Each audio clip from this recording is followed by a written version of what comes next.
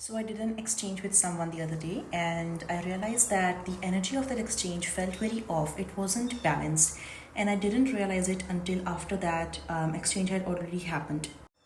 And I was contemplating about it the same night, and the very next day, I realized that a random memory from my childhood came back to me, and it made me realize where all the people pleasing or hiding my truest self, all those beliefs were picked up from. It was an incident where I had some sweets for my family, and I was like about 5 or 6 years old, so I wasn't that aware of things at that point.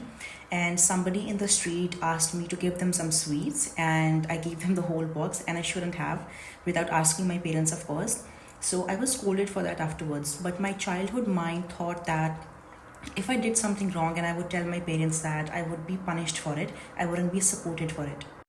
And also that the world and the adults have the capacity to take advantage of us. So we need to set boundaries. But boundaries or saying no was something that I wasn't taught in my childhood.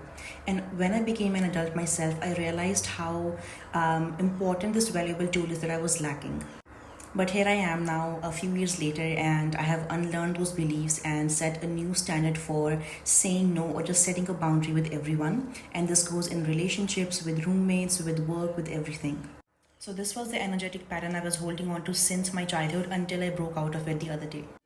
Now, if I wanted, I could have looked at this whole experience as I should have done that, this shouldn't have happened, but I'm choosing to look at it as this was the lesson I needed to go through in order to grow. And here I am, being more self aware. The awareness and the shifting into this mindset comes from doing your inner work, doing your shadow work.